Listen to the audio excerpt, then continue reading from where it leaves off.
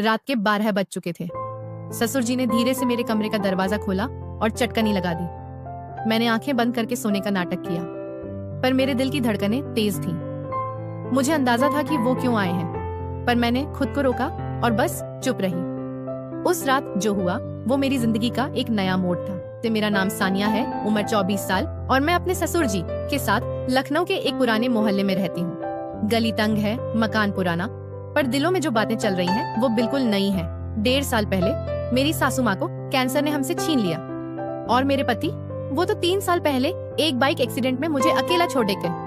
तब से मैं और ससुर जी बस एक दूसरे के सहारे इस छोटे से घर में जिंदगी काट रहे हैं। मैं दिन भर एक कॉल सेंटर में काम करती हूँ और घर लौटकर खाना पीना, बाजार सब संभालती हूँ। ससुर जी पहले बड़े रौबदार इंसान थे।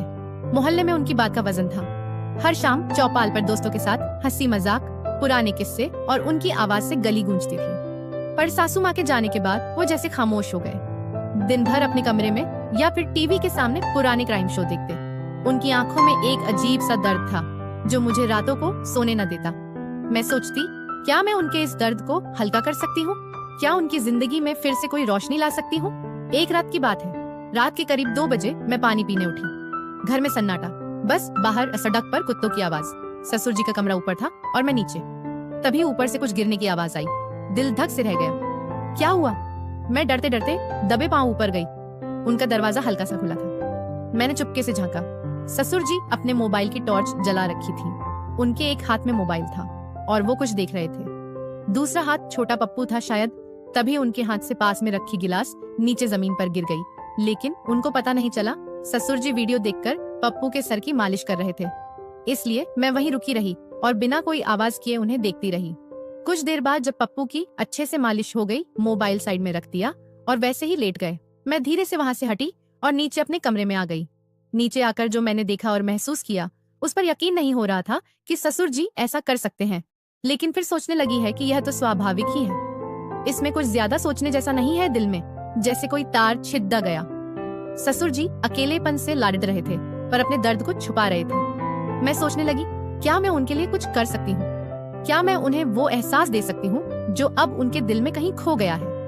अगली सुबह मैंने फैसला किया कि कुछ तो करना पड़ेगा। मैंने उनके लिए उनकी पसंद का आलू का पराठा बनाया और साथ में अदरक वाली चाय। जब मैंने उनके सामने रखा तो वो चौंक गए। सानिया, इतनी सुबह सुबह ये सब? मैंने हंसकर कहा। ससुर जी, आपकी वो पुरानी वाली हंसी लाने के लिए तो ये छोटा सा पराठा कुछ भी नहीं। वो हल्का सा मुस्कुराए और मेरे दिल को जैसे सुकून मिल गया। उस दिन के बाद मैंने उनके साथ वक्त बिताना शुरू किया। कभी उनके पुराने दोस्तों को घर बुलाया, कभी शाम को उनके साथ गली में टहलने निकली। एक दिन जब मैं रात को खाना बना रही थी, उन्होंने अचानक कहा, सानिया, तू मेरे लिए बेटी जैसी है, पर तेरा दिल क्या कहता है? तू भी तो अकेली है ना? मैं रुक गई। उनकी बात मेरे दिल को छू गई।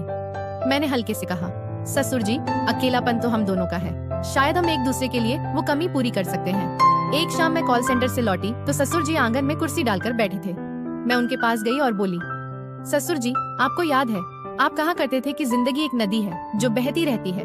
वो मुझे देखकर बोले, हाँ, पर अब तो मेरी नदी सूख सी गई है। मैंने उनका हाथ पकड़ दिया और कहा, तो चलिए हम इस नदी में फिर से पानी भरते हैं। हम दोनों एक दूसरे के लिए वो बारिश बन सकते हैं। उस रात जब घर की बत्तियां बुझ गईं, मैंने देखा ससुर जी मेरे कमरे के पास खड़े थे।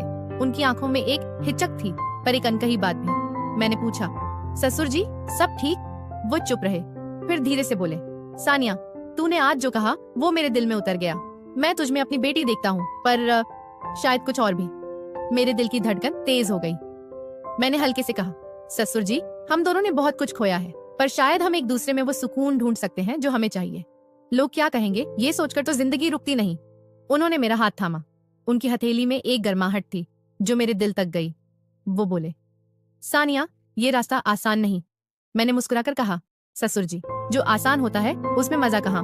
बस आप मेरे साथ रहे, फिर देखिए कैसे जिंदगी फिर से हंसने लगती है। उस रात हमने प्यार किया, एक दूसरे के साथ बैठकर पुरानी बातें की, सासू माँ के किस्से, मेरे पति की शरारतें और वो पुराने दिन जब घर में हंसी गूंजती थी।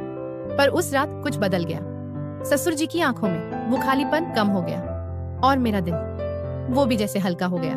अगले दिन जब मैं दफ्तर से लौटी तो ससुर जी ने मेरे लिए मेरी पसंद की कचौरी बनाई थी। सानिया, आज तुझे कुछ तीखा खाना चाहिए, उन्होंने हंसकर कहा। मैंने जवाब दिया, ससुर जी, आपने तो मेरी जिंदगी में पहले ही तड़का डाल दिया। वो एक नई शुरुआत थी, न कोई नाम न कोई रिश्ता, बस दो दिल जो एक दूसरे का सहारा बन गए। बाहर की दुनिया वही थी, लोग, उनकी बातें, उनका शोर, पर हमारे घर में एक नई सुबह थी जहाँ रिश्ते नहीं बस एहसास थे। तो दोस्तों, अगर मेरी कहानी ने तुम्हारे दिल में कुछ हलचल मचाई हो तो चुपके से मत बैठो, एक झक्कास लाइक ठोक दो, सब्सक्राइब करो जैसे मेरे दिल को छू रहे हो।